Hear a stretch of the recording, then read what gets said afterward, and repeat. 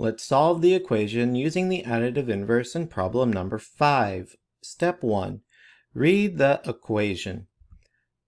13 equals y plus 7. Here in this problem we now see that the variable is on the right hand side. 13 equals y plus 7. So it's almost like the sides were switched compared to the other two.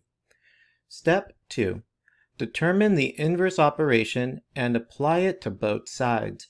Our goal is to solve an equation, which once again means to have the variable all alone on one side of the equation.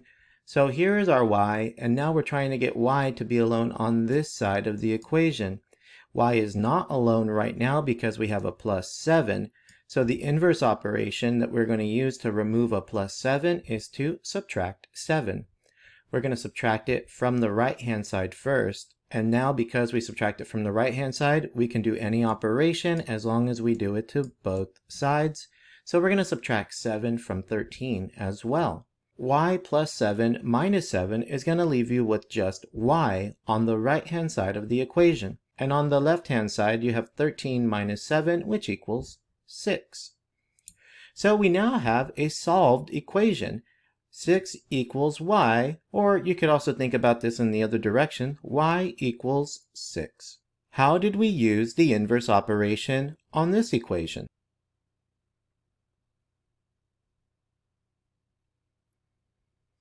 On this equation, because the y variable is on the right hand side, we actually had to use information on the right hand side to find our inverse operation. We applied the inverse to get the variable all alone on one side, and we now have a solved equation. Step 3. Check the solution. Our solution is that 6 equals y or that y equals 6. Either way, we're going to take the original equation of 13 equals y plus 7, and we are going to take the value 6 and replace it in for y. That'll give us this statement here. 13 equals 6 plus 7. And we're checking to see does 6 plus 7 equal 13? And yes, it does. So that tells us that y equals 6 is the value that makes 13 equals y plus 7 true. How did we check the solution for this equation?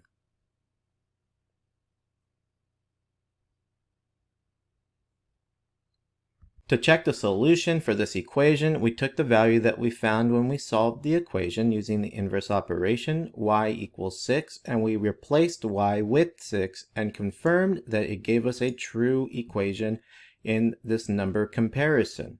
You are now ready to solve the equation in number 6 using the additive inverse to solve for the variable s.